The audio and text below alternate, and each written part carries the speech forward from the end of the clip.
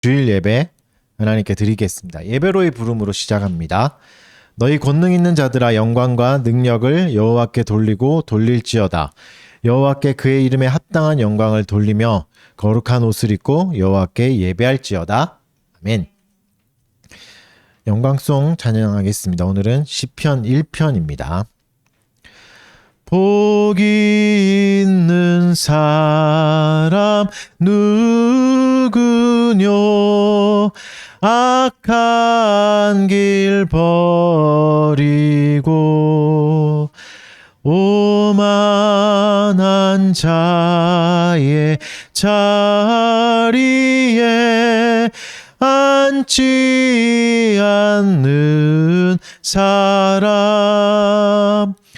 복이 있는 사람 누구야로? 여호와의 율법 즐거워하며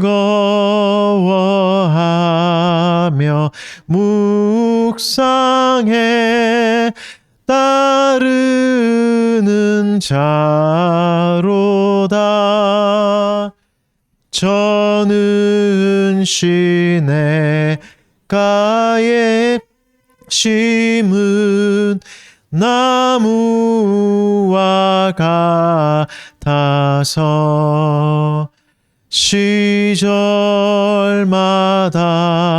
과실 맺어 마르지 않으리. 저는 그렇지 않아 바람에 날리고 심판 견디지 못하는 겨와 같으니라. 주 여호와 이 모든 것 감찰하시나니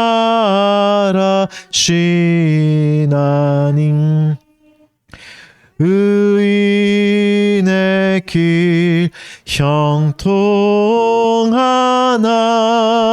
악한 자 망하리.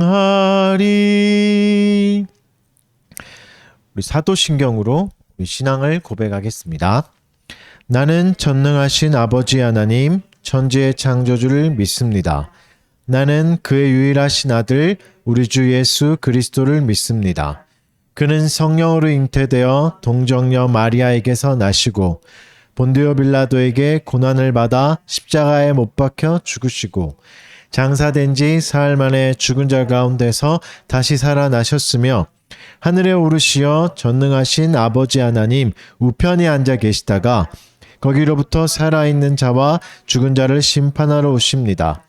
나는 성령을 믿으며 거룩한 공교회와 성도의 교제와 죄를 용서받는 것과 몸의 부활과 영생을 믿습니다. 아멘. 하나님의 말씀 교독문 한 절씩 교독하도록 하겠습니다. 오늘은 시편 27편 교독하겠습니다. 여호와는 나의 빛이요 나의 구원이시니 내가 누구를 두려워하리요.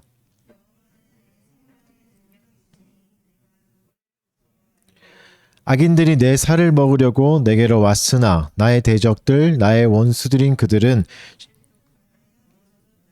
군대가 나를 대적하여 진칠지라도 내 마음이 두렵지 아니하며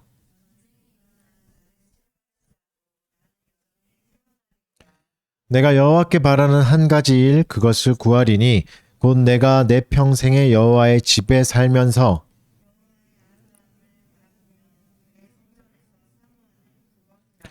여호와께서 환난 날에 나를 그의 초막 속에 비밀히 지키시고 그의 장막 은밀한 곳에 나를 숨기시며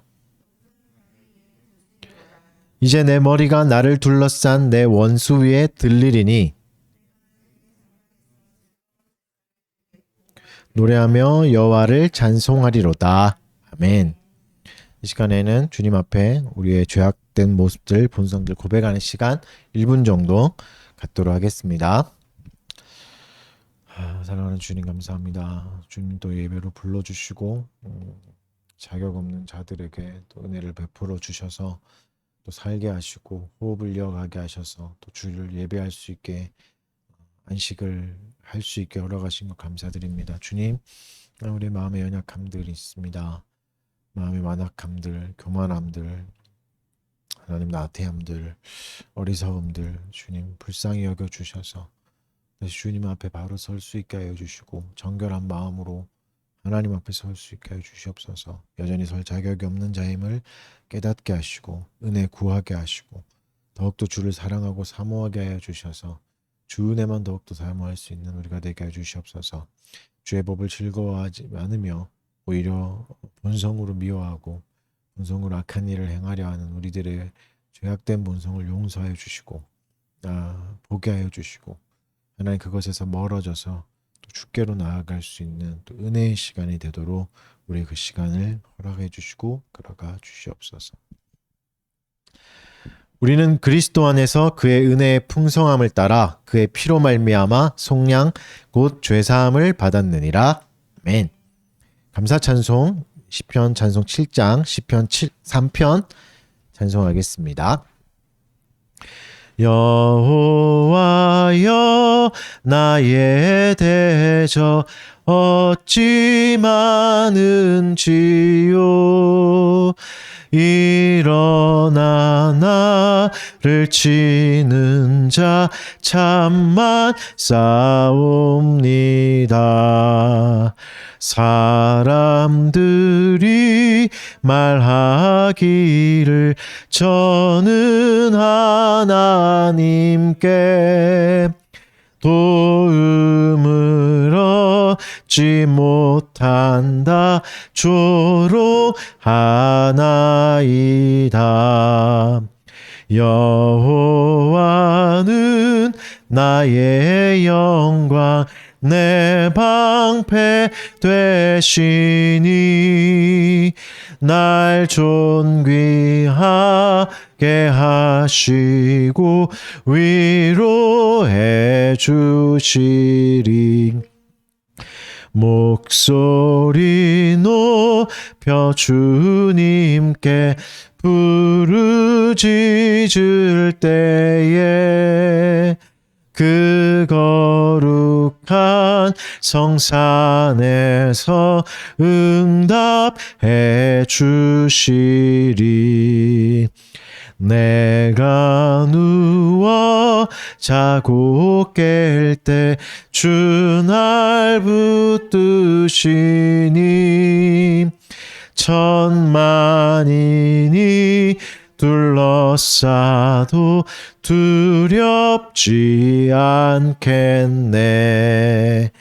일어나 구원하소서 나의 주 하나님. 모든 악인과 원수 물리쳐 주소서. 나의 구원 여호와께 속하여 싸우니 주의 복을 백성에게 내리어 주소서. 아멘. 제가 잠시 기도하겠습니다. 사랑하는 주님 감사합니다. 주의 은혜를 베풀어 주셔서 우리의 호흡을 이어주시고 또 일주일을 살게 하시고 또 주를 기억하여서 예배드리러 이렇게 모이게 해주신 것 감사드립니다. 함께 모인 자나 또 가정에서 또 개인으로 예배드리고 있는 모두 각 사람에게 하나님 동일한 은혜를 허락하여 주셔서 우리가 한 성령 안에서 한 호흡 안에서 하나님을 예배하며 함께 나아가는 지체로서의 역할을 잘 감당할 수 있게 하여 주시옵소서. 약하고 연약함과 부족함이 있습니다.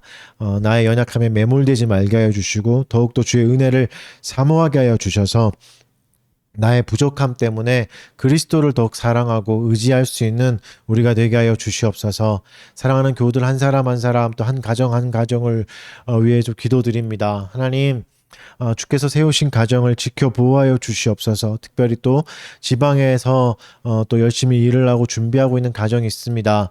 홀로 있을 때 외롭지 않게 하여 주시옵고 또 새로운 환경에서 잘 적응할 수 있게 하시고 도울 자를 보내주시고 또 순적하게 모든 것이 잘 흘러가서 또 계획하고 있는 것들 주의 뜻 안에서 잘 펼칠 수 있도록 지혜와 능력을 더하여 주시옵소서. 그리고 우리가 그들을 향해서 기도하게 하시고 관심을 잘 잊어버리지 않고 가질 수 있게 하여 주시옵소서. 또 각 가정 가운데 함께하여 주셔서 안으로나 밖으로나 하나님이 주시는 평안함을 허락하여 주시옵고 또 일하는 가장과 또 아내들 가운데도 함께하여 주셔서 가정이 더욱더 단단해지고 그리스도의 사랑이 흘러넘쳐서 정말 그 가정을 통하여서 정말 하나님 아름다운 교회의 모습을 또 보게 되는 하나님 본이 되는 가정으로 하나님 세워 주시옵소서. 각 지체들 가운데 또 하나님 허락하여 주신 은혜들 가운데 불러주신 일터에서 또 열심히 일하고 또 힘차게 안주를 보냈습니다. 하나님 또 받은 상처들이 있다면 위로하여 주시옵고 싸매주시는 시간이 되게 하여 주시옵고 하나님 앞에서 위로받는 은혜의 시간 되도록 도와주시옵고 이끌어가 주시옵소서. 하나님, 우리가 서로를 좀 위로하게 해주시고 서로를 돌아봐주고 서로를 또 이해할 수 있는 한 아픔과 또 한 소망을 가지고 갈 수 있는 공동체 되도록 도와주시옵소서. 사랑하는 달빛 교회를 위해서도 기도드립니다. 하나님, 교회를 세워가는 일에 하나님 열심을 더하여 주시옵고 또 주께서 세우신 이 교회가 정말 그리스도의 통치가 잘 드러날 수 있도록 서로 깨어서 또 서로를 바라보고 또 서로를 위해서 기도하며 또 서로를 잘 세워갈 수 있는 좋은 공동체 되도록 도와주시옵소서. 그리스도의 다스림이 교회를 통해 나타날 수 있도록 각 사람들 머리 위에 함께하여 주시옵소서. 또 지금 말씀을 듣습니다. 하나님 주시는 말씀이 한 절을 통하여서 우리의 영이 살아나고 또 새 소망을 가지며 또 살아갈 내일을 준비할 수 있는 또 귀한 은혜의 시간이 되도록 도와주시옵소서. 감사드리며 예수님 이름으로 기도드립니다. 아멘. 말씀 보겠습니다. 오늘은 마태복음 3장 1절에서 12절 말씀입니다.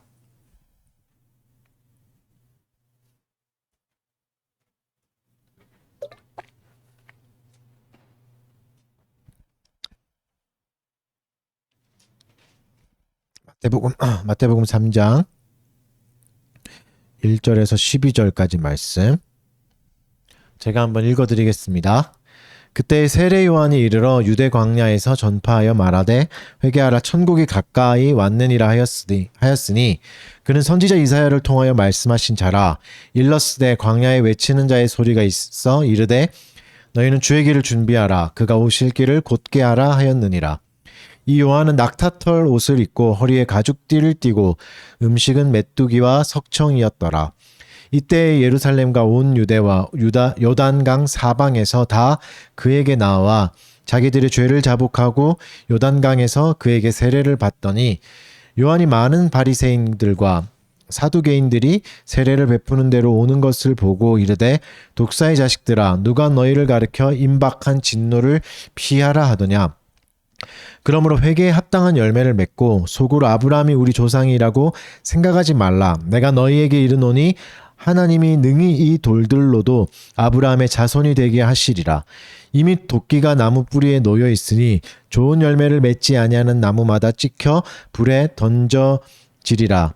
나는 너희로 회개하게 하기 위하여 물로 세례를 베풀거니와 내 뒤에 오시는 이는 나보다 능력이 많으시니 나는 그의 신을 들기도 감당하지 못하겠노라.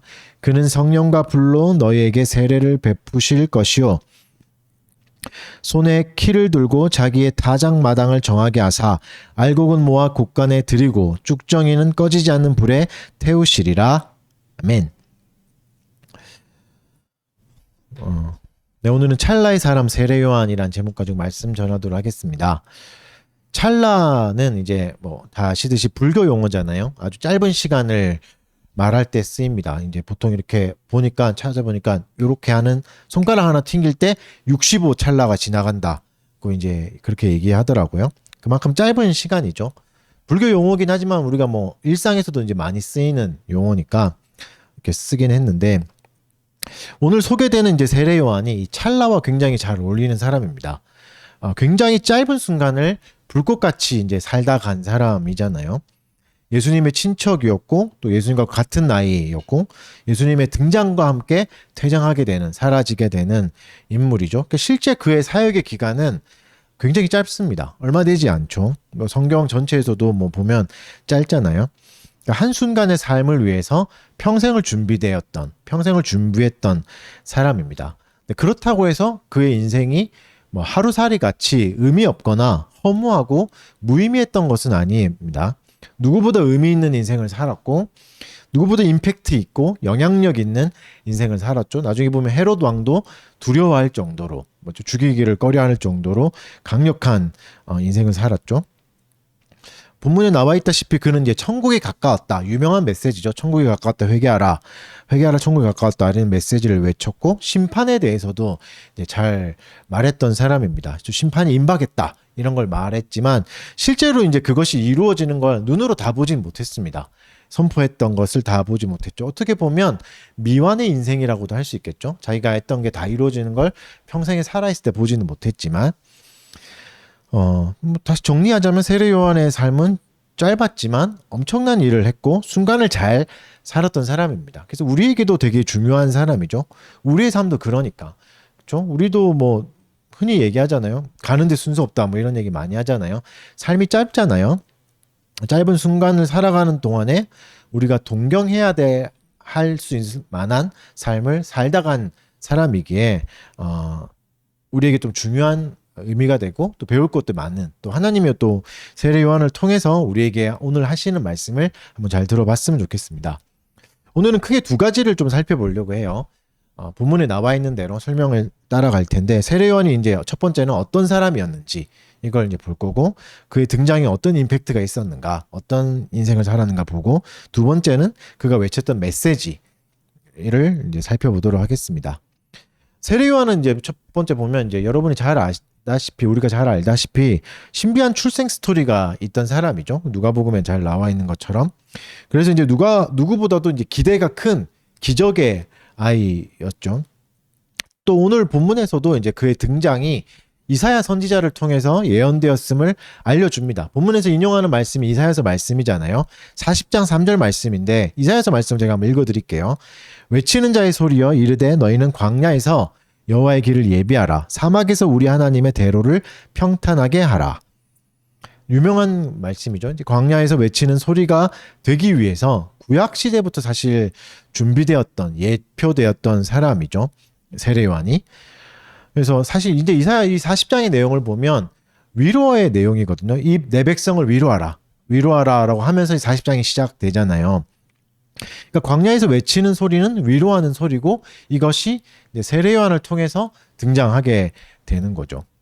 그러니까 세례 요한의 등장이 구약에서부터 오랜 시절부터 기록되어 있다는 건 이제 뭘 말하는가? 뭐 1차적으로 그냥 본다면 세례 요한의 신분이 보장되어 있다는 말이 되기도 하죠. 성경에 보장되어 있다. 그러니까 세례 요한은 성경이 보장하는 사람이라고 이제 할 수 있고 결국 또 성경이 보장한다는 건 성경의 저자이신 하나님께서 그의 신분을 보장해 주신다는 거죠. 내가 보낼 거야 라고 했던 사람이 이제 왔다.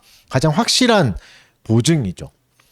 여러분은 이제 누가 보증해 줍니까? 우리는 누가 보증해 주죠? 때론 우리 직업이 우리를 보증해 주기도 하죠. 저는 이런 사람입니다. 이런 일을 하고 있어요. 이런 직장을 다니고 있어요. 이렇게 하기도 하고 또 뭐 우리 사회에서는 외모가 보증해 주기도 하죠. 그렇죠? 뭐 어쩔 수 없죠. 이런 건. 그리고 배경, 우리의 배경이 우리의 인생을 보증해 주기도 합니다. 어떤 배경에서 자랐는가, 어떤 배경이 있는가에 따라서. 그렇죠? 물론 좋죠. 뭐 이런 걸 다 부정할 수는 없습니다. 하나님이 주신 것이기에 잘 사용해야 되는 거죠. 잘 누려야 되고. 하지만 늘 잊지 말아야 될 게 있죠. 도구일 뿐이라는 거. 도구라는 것을 잊지 않으셨으면 좋겠습니다. 그러니까 도구니까 잘 사용하면 좋은 거고 없다고 해서 너무 슬퍼할 일은 아닌 거죠.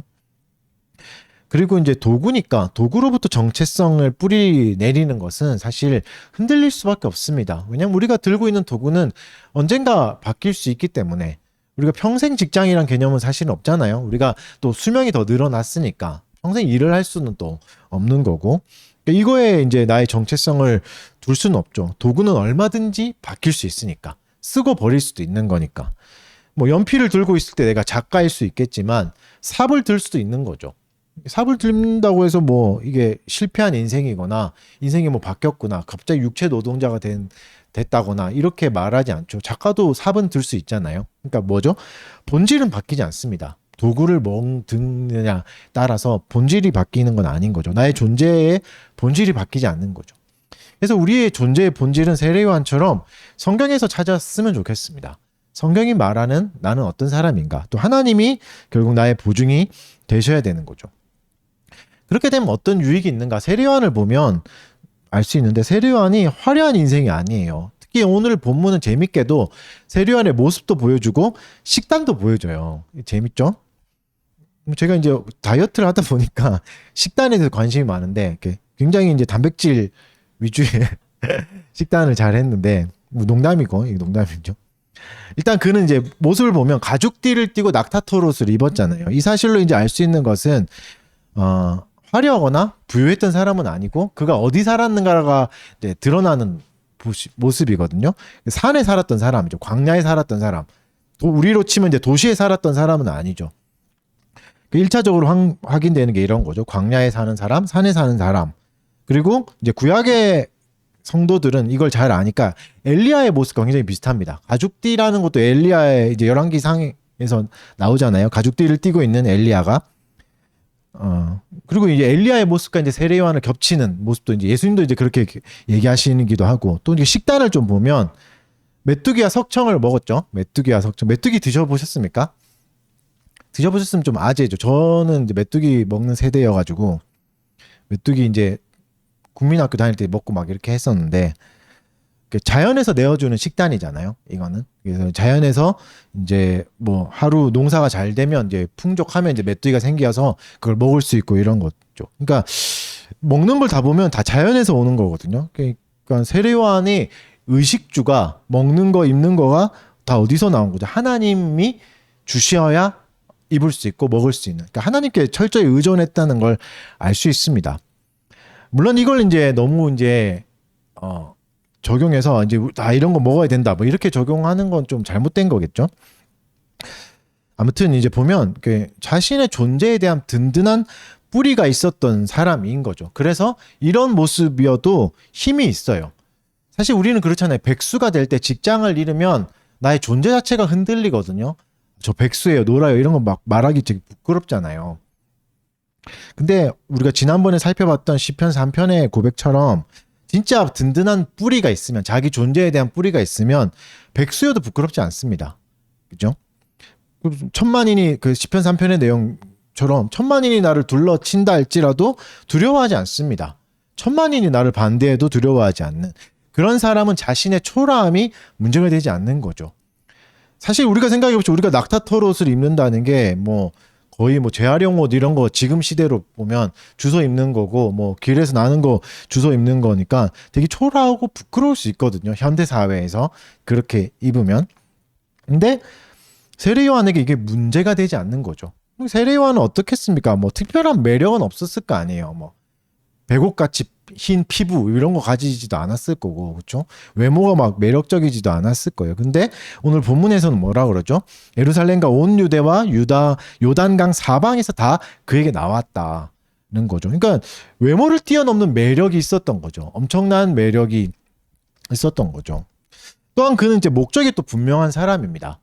이제 세례요한의 옷을 말했다는 게, 물론 이제 멋진 옷을 입는 게 나쁘지 않습니다. 명품 옷도 이제 입으셔야 명품 하는 사람도 먹고 살 거 아니에요? 뭐 화려한 삶을 사는 게 나쁜 건 아닙니다. 하나님 허락하신 만큼 사는 거니까 그걸 뭐 다 보세 옷 입어라 뭐 이런 건 아니지만, 그는 특별한 목적이 있었기 때문에 그걸 누리지 않은 거죠. 목적에 따라서. 뭐 현대도 그런 사람들 많잖아요. 우리가 아는 CEO 중에 뭐 마크 주크버거나 돌아가신 누구죠? 그 애플의 CEO나 잡스나 이런 사람 보면 똑같은 옷을 입잖아요. 폴라티 막 이런 거 까만 거 입고, 마크 주크버거는 이제 똑같은 옷이잖아요. 뭐 그런 사람이 뭐 인터뷰를 보면 이제 뭐 무슨 옷을 입을까 고를 수 있는 과정도 줄이고, 그리고 똑같은 옷을 입음으로 자기의 정체성이 더 확연하게 드러나기도 한다잖아요. 그러니까 세례 요한도 이제 그의 간결한 옷과 식단을 통해서 자신의 목적을 효과적으로 오히려 전달할 수 있었죠. 엘리야의 모습을 또 보여줄 수도 있었고, 목적이 더 잘 드러나는 옷차림이었던 거죠. 목적이 있었기 때문에 이렇게 또 갈 수 있었고, 그러니까 그는 또 보면 본문을 보면 철저히 광야의 소리가 되기 위해서 살았습니다. 그의 목적이 뭐였죠? 오직 그리스도를 가리키는, 그리스도가 오시는 길을 예비하는 전령 같은, 그렇죠? 왕이 앞서가서 왕이 오신다라고 말하는 게 전령이잖아요. 그래서 그는 간결한 삶을 살 수 있었던 것입니다. 그러니까 목적이 분명한 삶은 오히려 간결함을 줍니다. 우리가 목적이 없으니까 자꾸 이제 여러 가지를 해야 돼서 헷갈리고 분주해지는 거죠. 그러니까 목적이 분명한 사람은 부수적인 도구 때문에 흔들리진 않습니다. 내 손에 뭐가 들려있든 살 수 있는 거죠. 이리저리 메뚜기가 들려있으면 메뚜기 먹으면 되고, 석청이 있으면 석청 먹으면 되고, 좋은 게 있으면 좋은 걸 먹으면 되는 거죠. 명품이 있으면 명품을 입을 수도 있는 거죠. 정체성이 분명하다면 그거에 흔들리지 않는 거죠. 그게 있든 없든 상관없는 거죠. 사실 우리도 그렇잖아요. 그런 사람이 매력적이지 않습니까? 명품 옷을 안 입었는데 명품 같아 보이는 사람이 사실 매력적인 거잖아요. 그러니까 때론 흔들릴 수 있어요. 나의 정체성이. 근데 그래도 자기의 정체성이 분명한 사람은, 뿌리를 잘 내린 사람은 그 흔들림에서 빨리 돌아올 수 있는 거죠. 흔들림. 그래서 우리의 정체성을 좀 바로 찾으셨으면 좋겠습니다. 하나님의 말씀을 읽어간다는 게 무엇인가? 말씀을 듣는다는 게 무엇인가? 예배를 드린다는 게 무엇인가? 나를 발견하는 거죠. 하나님 안에서 나를 발견하면 그 말씀 안에서 나를 부르신 하나님을 발견하는 거죠. 그리고 날마다 나의 목적이 뭔가, 이 땅에 나를 보내신 목적이 뭔가, 잘 먹고 잘 사는 정도에서 나의 그치는 게 아님을 확인하셨으면 좋겠습니다. 그러니까 세례 요한은 한마디로 말하면 없는 것보다 있는 게 무엇인지 확실하게 알았던 사람입니다. 사실 우리는 결핍에 대해서 너무 괴로워하거든요. 난 이것도 없고 저것도 없고, 항상 우리는 없는 것만 자꾸 보게 되잖아요. 제가 그래요. 그래서 자꾸 이제 네이버 쇼핑을 이용 많이 하게 되는 거죠. 근데 세례 요한은 보시면 말할 수 없는 영광을 받습니다. 말할 수 없는 영광. 그러니까 하나님의 영광이라는 게 보이지 않아요. 그걸 뭐 설명할 수도 없고 보여줄 수도 없는. 근데 그 영광은 세례 요한을 사로잡았죠. 근데 참 재밌는 게, 보이지 않는 영광에 사로잡히니까 세례 요한을 통해서 그 영광이 보이는 거죠. 그래서 온 동네 사람들이 세례 요한에게 나오는. 여러분, 하나님의 영광은 눈에 보이지 않지만 그것을 추구하는 사람을 통해서 우리는 그 영광을 볼 수 있습니다. 사람을 통해 드러나는 거죠, 하나님의 영광. 여러분, 하나님의 영광이 진짜 내 인생의 최고의 목표입니까? 이걸 매 순간 점검하셨으면 좋겠습니다. 날마다 이것을 붙드셨으면 좋겠습니다. 왜냐하면 날마다 세상은 우리를 자꾸 초라하게 만들거든요. 너는 이게 없어서 초라해. 너는 이게 없어서 초라해. 한 살 더 먹으니까 초라해지죠. 여러분은 계속 늙을 겁니다. 여러분도 40대가 될 겁니다. 메롱. 그러니까 내게 없는 걸 자꾸 보지 마시고 내게 있는 걸 좀 헤아려 보셨으면 좋겠습니다. 여러분, 하나님이 주신 인생의 목표는 사실 어마어마한 거예요. 세례 요한 보세요. 이걸 어떻게 다 버릴 수 있어요? 좋은 옷 안 입을 수 있어요, 어떻게? 그렇죠? 근데 내게 주신 인생의 목표를 붙들 때 이거 필요 없어지는 거죠. 상관없어지는 거죠. 초라한 옷 입어도 부끄러워지지 않은 거죠. 그러니까 하나님은 우리에게 결코 실패할 수 없는 목적을 주셨습니다. 엄청난 걸 주셨어요, 여러분. 그러니까 이게 있으면 보세 옷 입고 다닐 수도 있는 거죠. 제가 너무 찔려서 그래요. 저는 명품 옷 입고 싶거든요. 물론 살 돈은 없지만. 아무튼 하나님 우리에게 영광된 삶을 살 수 있는 가치를 주신 겁니다. 엄청난 가치를. 매일매일 깨닫는다면 우리에게 엄청난 힘이 되는 걸 주신 거죠. 그래서 이제는 우리가 그것이 진짜 가치 있는 삶인가, 삶으로 보여주는 일만 남은 겁니다. 하나님 이미 주셨어요. 여러분의 삶을 통해 그게 드러나야 되는 거죠. 다음으로 그의 메시지를 좀 보겠습니다. 메시지가 훨씬 더 기니까 메시지의 내용을 좀 볼게요. 그의 메시지는 특히 오늘 본문에 나오는 세례 요한의 메시지는 미리 말씀드리자면 예수님이 다 반복합니다. 똑같이 다 반복해요. 그대로 다 이제 한 번 더. 그러니까 무슨 말이죠? 일관성이 있다는 거죠. 예수님과 다른 얘기를 한 게 아니고 성경에서 흐르는 전체 메시지와 튀는 메시지거나 혼자 개인의 메시지를 한 건 아니에요. 회개하라 천국이 가까웠다. 이것도 예수님이 하시는 말씀이잖아요. 똑같이 하시잖아요. 일단 천국이 가까웠다는 건 은혜의 선포입니다. 그러니까 이 천국은 또 직역하자면 하나님의 통치거든요. 하나님의 다스림. 이게 가까웠다라는 게 이제 오고 있다 이런 뜻은 또 아니에요. 이미 왔다예요. 시제가 있잖아요. 헬라어는 이미 온 거예요. 이게 똑같은 단어가 이제 가룟 유다가 이제 예수님을 팔러 올 때 가까이 왔다 이런 표현을 쓰거든요. 이미 왔을 때 가까이 왔다 이렇게 하는 거죠. 그러니까 이미 온 상태를 말하는 겁니다. 가까이 왔다는 것은. 그러니까 이게 뭐죠? 이전에는 너무 멀어서 나와 상관없어서 이룰 수 없었던 하나님의 통치가 이제 내 곁에서 시작된다는 말이죠. 근데 이게 어떤 사람에게는 굉장히 충격적인 말이 됩니다.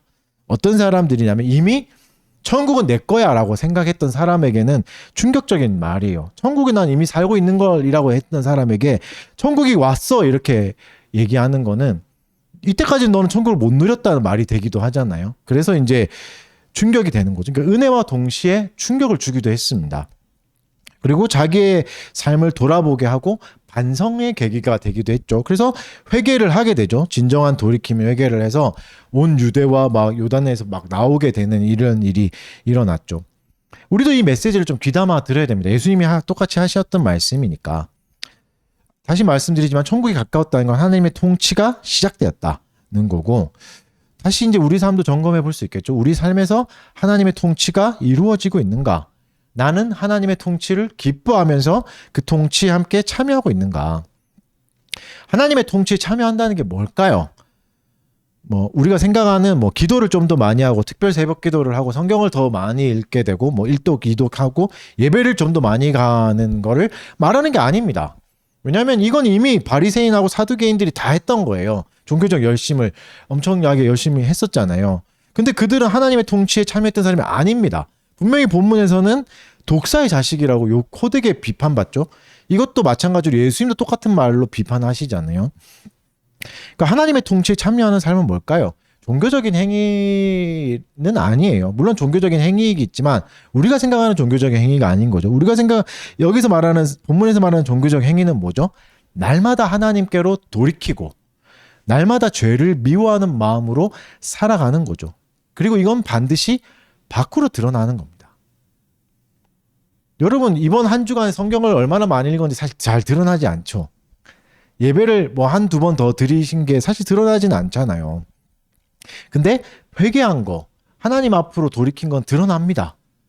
내가 감출 수 없어요. 성품이 달라지기도 하고 이 사람 왜 이렇게 따뜻해졌어? 이런 표현들 우리가 서로를 향해 가끔 그런 걸 그런 놀라기도 하잖아요. 쟤 왜 이렇게 변해가지? 이런 게 진짜 회개인 거죠. 이 삶의 모습은 세례 요한을 통해서 또 엿볼 수 있습니다.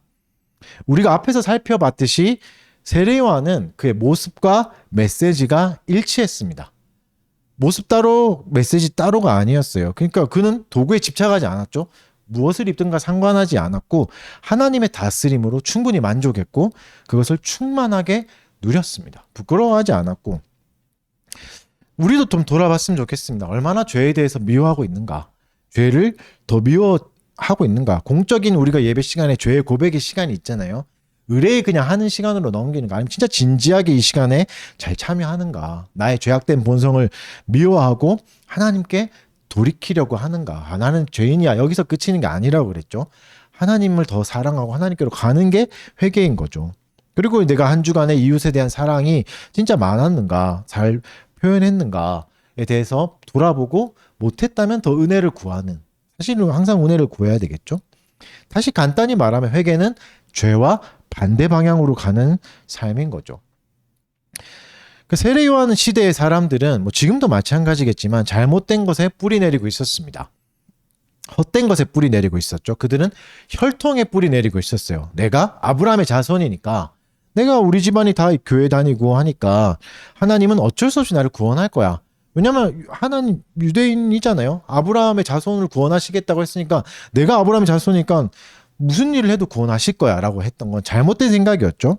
세례 요한은 그 생각에 일침을 가합니다. 하나님이 뭐라고 말씀하시죠? 하나님이 돌도 아브라함의 자손이 되게 할 수 있다. 그 뭐죠? 아브라함 자손 돌과 같다 이런 거 똑같죠? 저 돌로 바꿀 수 있다. 참고로 좀 말씀드리자면 히브리어로 보면 굉장히 이제 언어 유희가 돼요. 돌은 우리 알고 있죠. 에벤에셀, 에벤이 돌이에요. 돌, 에벤이고 아들은 벤. 그러니까 벤이 에벤 되게 할 수 있다. 에벤이 벤 되게 할 수 있다. 이런 말이죠. 뭐 하여튼 언어 유희 같은 이런 걸 생각했을 때 확 와닿겠죠. 그러니까 목적이 뭘까요? 헛된 자만심을 부수는 겁니다. 헛된 자만심, 잘못된 것에 털을 쌓아서 세워놓은 걸 부숴버리는 거죠. 우리도 이것을 잘 점검해야 한다. 헛된 자만심을 가지고 있지는 않은가. 헛된 자만심을 가지고 있는 사람들의 모습은 어떤가? 본문에서 나오죠. 사두개인과 바리새인의 모습이죠. 이들은 어떻게 되죠? 호되게 혼나요. 독사의 자식이라는 악평을 들어요. 아까도 말씀드렸지만 이게 세례요한이 너무 화나가지고 즉흥적으로 감정적으로 내뱉은 말이 아니에요. 세례요한이 세게 말했으니까 우리도 이렇게 세게 말해도 된다 이렇게 생각하지 마십시오. 세례요한은 지금 특정한 부류의 사람에게 특정한 상황에서 말하는 겁니다. 단순히 감정을 통해서 나온 게 아니라 이거는 예수님의 말을 통해도 증명되죠. 예수님도 똑같은 말을 하시잖아요. 그렇죠? 그러니까 이들을 독사의 자식으로 보신 거죠. 예수님도. 성경은 그렇게 보고 있는 거죠. 그러니까 세례요한은 특정한 상황과 특정한 사람에 따라 다르게 반응했습니다. 이 말이 무슨 말이냐면 차별했다는 거예요. 근데 이 차별이 뭐 누구는 더 좋아하고 누구는 싫어하고 이런 차별이 아니라 각자에 맞게 대한 거죠. 그러니까 우리가 모든 사람을 똑같이 대한다는 건 이상적인 말로 들릴 수도 있지만 다르게 보면 모두를 무시하는 겁니다. 획일화시키는 거잖아요. 개인을 존중하지 않는 거죠. 왜죠? 사람은 모두가 다 동일하지 않아요. 심지어 똑같은 사람이라고 할지라도 상황에 따라 달라지기도 해요. MBTI가 같은 사람만 모아놓는다고 해서 같은 일만 벌어지고 같이 되는 건 아니죠. 그 사람이 어떤 상황에 있었나에 따라 다르잖아요. 일주일 동안 여러분 행복한 일을 겪고 온 사람과 일주일 동안 고생한 사람과 달라요. 똑같은 사람이라 막 쌍둥이라 할지라도 DNA 뭐 유전자가 다 똑같다 할지라도 그래서 다르기 때문에 다르게 대해줘야 됩니다. 이게 차별이 아니죠. 존중이죠. 각 개인에게 말하는 이게 세례요한이 이렇게 하는 겁니다. 특정한 상황에서 특정한 사람들에게 독사의 자식들이라고 했습니다. 독사의 자식들. 이것은 무슨 의미죠? 7절을 보면 알 수 있어요. 7절에서 이렇게 말하죠. 요한이 많은 바리새인들과 사두개인들이 세례 베푸는 대로 오는 것을 보고 이르되 독사의 자식들아 누가 너희를 가르쳐 임박한 진노를 피하라 하더냐. 여기 본문에는 이제 한글 성경에 번역되지 않은 접속사가 있습니다. 마태복음에서 좀 많이 나오는 접속사인데 대가 나와요. 이게 헬라어로. 그러나죠. 우리가 지난번에 살펴봤던 데도 그러나가 좀 나왔는데 빠져 있잖아요. 그러나라는 접속사가 있어요. 그러나는 역접이죠. 앞의 상황과 완전 다른. 그러니까 앞의 상황은 뭐였죠? 많은 사람이 세례를 받으러 온다는 걸 얘기하고 있었는데 그러나 하면서 바리새인과 사두개인들 얘기를 하고 있어요. 그러면 뭐죠? 앞의 상황과는 뭔가 다르다는 거죠. 이 사람들의 모습은. 그러나 이제부터는 다른 상황이 펼쳐지는 거죠. 바리새인과 사두개인들이 나오죠. 이들은 나중에 누가복음에서도 얘기하지만 세례요한을 인정하지 않았던 사람입니다. 그런데 나온 거죠. 세례를 받으러 나온 거죠. 그러니까 어떤 뭐죠? 거짓말로 나온 거죠. 거짓 마음으로 세례를 받으러 나온 거죠. 그러니까 사실 뭐 세례요한이 핫하다 그러니까 많은 사람이 확 이렇게 몰려가니까 조사하는 마음에 나갔기도 했겠죠. 왜냐하면 이 사두개인과 바리새인들은 서로 함께 있는 종파가 아니거든요. 서로 완전 다르거든요. 개념이 다르잖아요.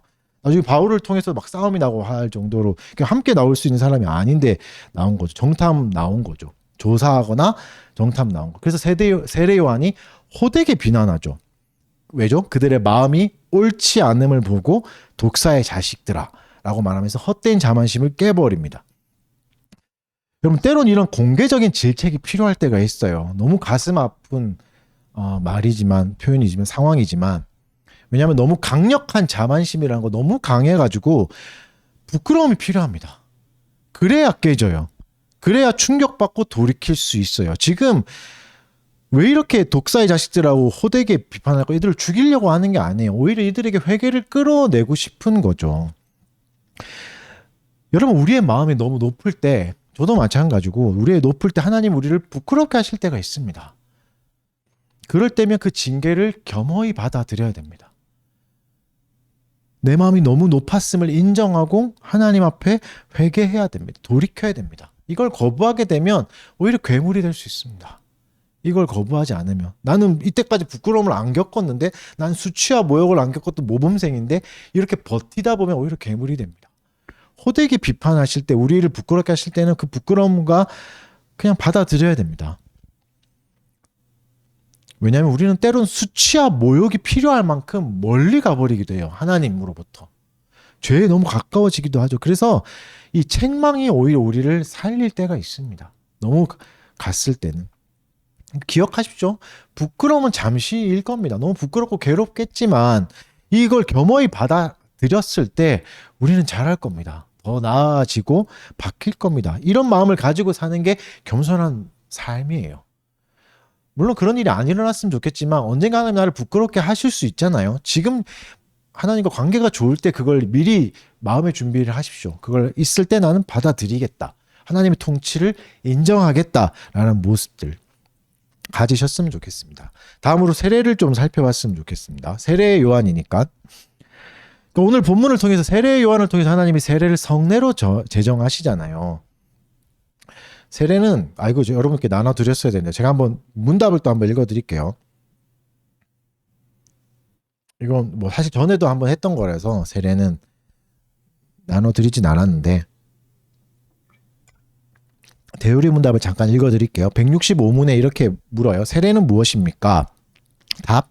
세례는 신약의 성례로 그리스도께서 성부와 성자와 성령의 이름으로 물로 씻도록 정하여 주신 것인데 이는 우리가 그리스도에게 접붙임 받는 것과 그분의 피로 죄사함 받는 것과 그분의 성령으로 중생하는 것과 양자가 되는 것, 영원한 생명으로 부활하는 것에 대한 표와 인이 되게 하신 것입니다.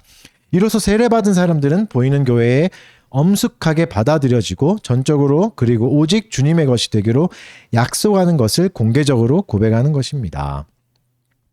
그러니까 무슨 말이죠? 세례를 받으면 갑자기 없던 파워가 생기고 없던 믿음이 생기는 게 아니에요. 지옥에 갈 사람이 갑자기 천국 가게 되고 바뀌고 이런 게 아니는 거죠. 오히려 반대예요. 내가 그리스도인의 것임을 인정하는 사람이 세례를 받는 거죠. 제가 뭐 많이 설명했던 예가 있죠. 사랑이 없던 두 남녀가 갑자기 그냥 커플링을 맞춘다고 해서 없던 사랑이 뿅 생기는 게 아니에요.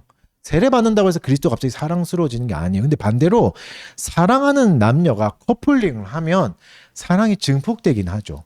결혼 반지를 하면 또 사랑이 견고해지긴 하죠. 그러니까 세례가 이런 거죠. 표와 인이라는 것은. 그래서 더 우리에게 유익할 수 있는 거죠. 그리스도를 믿겠다고 결심한 사람에게, 이미 믿고 있는 사람에게. 그러니까 세례전 중요한 게 뭐죠? 진정한 신자가 되었다는 열매입니다. 그래서 본문에도 회개에 합당한 열매를 맺으라 말씀하시고 그 열매가 좋은 열매다라고 말씀하시죠. 열매는 뭐죠? 눈으로 드러나는 거죠. 저도 이제 나무 이런 걸 잘 구별을 못 하는데 근데 저같이 이제 식물을 잘 모르는 사람도 나무를 구별할 수 있는 방법이 있죠. 열매죠.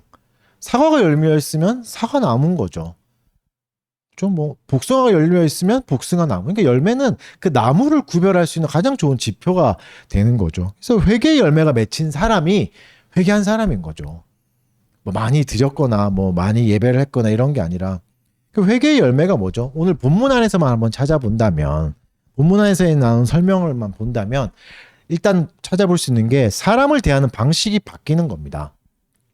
바리새인과 사두개인들은 종교적 귀족이었어요. 사두개인은 약간 좀 상류층에 있는 종교적 귀인이 있다면 바리새인은 이제 노동자 계층이 많았죠. 그 중에 바울도 이제 텐트 메이커면서 노동자면서 했던 이들은 좀 강력한 영향력도 있었고 권위가 있었죠. 근데 이들은 회개의 열매가 없었죠. 회개의 열매 없이 세례 요한한테 세례를 받으러 나오는 거죠. 왜 그랬죠? 잘 알고 있는 외식이었죠. 세례 요한도 예수님도 이 지점을 강력하게 비판하시잖아요. 이 지점을 우리는 귀담아 들어야 됩니다. 외식이 왜 나쁜가요? 타인을 속이기 때문이죠. 자기만 드러내려고 하기 때문에 나쁘죠. 그리고 외식은 성경에 기반하지 않고 그 이외의 것에 자기 뿌리를 두는 겁니다. 바리새인의 특징이 말씀에만 뿌리를 둔 게 아니라 구전된 전통, 장로의 유전, 전통에도 집착하죠. 그렇죠? 성경에 뿌리를 두면 자랑할 게 없으니까 전통에 자꾸 뿌리를 두는 거죠. 오히려 그러니까 회개의 열매가 맺히는 사람은 외식을 미워하게 됩니다. 겉으로 드러나는 종교 행위에 집착하지 않게 됩니다. 이미 자기 안에는 하나님의 통치가 임하였기 때문에 그렇죠. 치장하지 않아도 될 기쁨과 단단함이 있는 거, 충만함이 있는 거죠. 그래서 진정한 하나님의 통치를 누리고 그걸 참여하는 사람은 무엇을 더 하는 게 아니라 안 하게 됩니다. 헛된 걸 안 하게 되는 거죠. 여러분, 우리가 진짜 뭐 장로교회를 한번 해보자 해서 모여서 작년 내내 한 것도 많았지만 안 한 게 더 많았어요. 그죠? 근데 우리가 안 한 행동들이 오히려 우리의 삶을 더 풍성하게 한 거 아십니까? 우리의 신앙생활을 오히려 더 풍성하게 했어요. 성경에 나온 것만 해도 됩니다. 물론 그걸 하는 교회들을 뭐 싸잡아서 비난하거나 뭐 나 잘못됐다고 말할 자격은 없지만, 잘못됐다고 말하는 건 아니지만 일단 우리만 해보자는 거죠. 성경에 나온 것만. 그러니까 하나님은 오늘 본문에서 세례라는 아름다운 성례를 우리에게 보여주시고 선물해 주세요. 그러면 이것부터 잘 누리면 되는 거죠. 성례의 신비함들을 잘 누려야 되는 거죠. 그러니까 하나님의 통치는 입으로 드러내는 것만으로 나타나는 게 아닙니다. 종교적인 행위로 나타나는 게 아니에요. 옷을 더 입는다고, 화려한 예배의 옷을, 종교적 옷을 입는다고 나타나는 게 아니죠. 삶에서 나와야 돼요. 삶에서 나온다는 게 뭡니까? 우리의 언어 습관이 바뀌고 이웃을 대하는 태도가 바뀌는 거죠. 이게 진정한 회개의 열매예요. 반드시 드러납니다. 반드시 보여요. 왜 사람들 앞에서 외식합니까? 종교적인 이런 걸 보여줍니까? 사실은 타인을 누르고 싶어서 그런 거잖아요. 내가 너보다는 성경을 많이 읽고 내가 더 뛰어난 사람이야. 내가 너보다 하나님과 더 가까워. 이런 걸 자꾸 드러내고 싶은 거죠. 누르고 싶은 거죠. 타인을. 훨씬 잘난 사람이란 걸 드러내고 싶은 마음이 있는 거죠. 이건 하나님의 통치가 아니에요. 다음 주부터 볼 하나님의 통치, 예수님을 통해 드러나는 통치는 큰 자가 작은 자를 섬겨요. 큰 자가 작은 자에게 세례를 받아요. 이게 하나님의 통치예요. 사람을 누르는 게 아니라 오히려 세워주는 거죠. 나보다 남을 낮게 여기는 게 하나님의 통치인 거죠. 사랑하는 성도 여러분, 바리새인과 사두개인의 삶을 따라가지 마십시오. 이건 타인을 누르는 겁니다. 세례요한의 삶을 따라가야 돼요. 세례요한은 모든 인생을 다 써서 예수를 가리켰죠. 이게 우리가 해야 될 일인 겁니다. 말씀의 결론을 맺겠습니다. 새해에는 좀 더 경건한 삶을 살았으면 좋겠습니다. 저와 여러분 다. 그러니까 성경을 더 읽고 찬송도 많이 하고 예배도 더 잘 드렸으면 좋겠어요. 근데 무엇보다도 중요한 것은 이것들이 이제 표현되는 거죠. 따뜻한 이웃이 되는 거죠. 하나님을 진짜 더욱 사랑하게 됐다면 이웃에게 더 따뜻한 사람이 되는 거죠. 내가 읽는 성경이 나를 더 스윗한 이웃이 되게 해야 돼요. 내가 부르는 찬송으로 인해 남을 더 존중하는 사람이 돼야 된다고요. 찬송과 이웃사랑은 상관없는 게 아니에요. 성경과 이웃사랑은 상관없는 게 아니라고요. 말을 예쁘게 하는 기술도 가져야 돼요. 그리스도인이라면. 마음의 준비가 돼야 돼요. 그러려면. 무슨 마음이 있어야 되죠? 이웃을 배려하겠다는 마음이 있어야 됩니다. 나보다 저들을 낮게 여기는 마음이 있어야 내 말이 포장이 돼요. 예쁜 말이 나와요. 무시하게 되니까 함부로 나오잖아요. 사람을 무시하니까. 존중하는 말이 있어요. 예쁜 말이란 도구도 잘 사용해야 됩니다.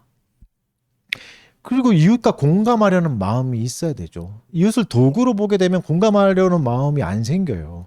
그들을 우리 하나님이 주신 좋은 이웃이라고 생각하면 공감하려고 해요. 그러면 내 마음을 낮추게 된다고요.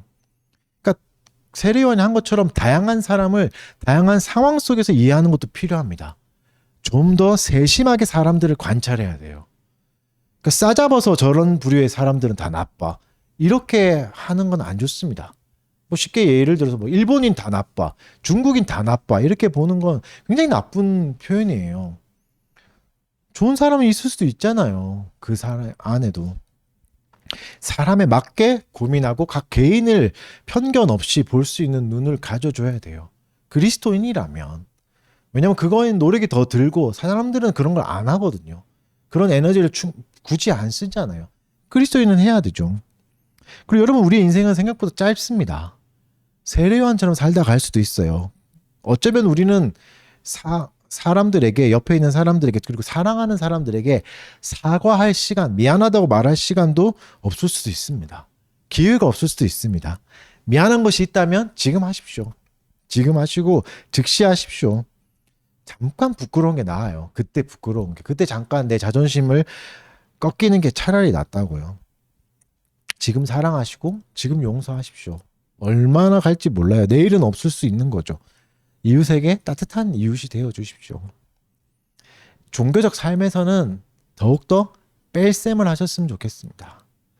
장로의 유전, 구전되어 온 것들 따르는 것은 바리새인의 삶이에요. 우리가 이때까지 이런 거 다 했으니까 해야 돼. 이거는 잘못된 거잖아요. 하나님이 말씀하신 것만 다 누려도 부족해요. 여러분 세례만 공부해도 부족해요. 성례만 잘 누려도 부족해요. 그리고 나머지 삶에서는 더하십시오. 종교적 삶에서는 빼고 사랑을 더하시고 사람을 대하는 스킬들을 더하십시오. 이게 하나님의 통치 아래서 통치에 참여하는 삶이고 그 통치를 인정하는 삶입니다.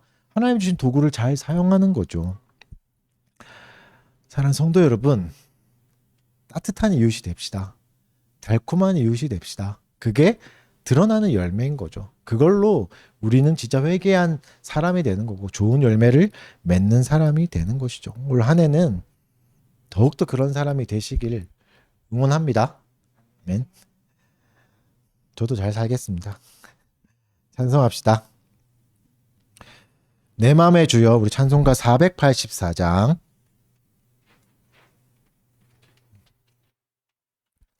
내 맘의 주여 소망되소서. 주 없이 모든 일 헛되어라. 밤에나 낮에나 주님 생각.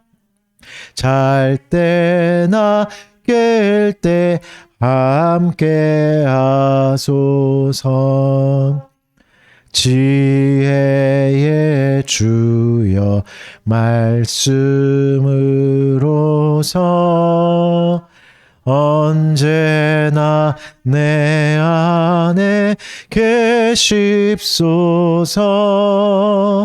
주는 내 아버지 나는 아들.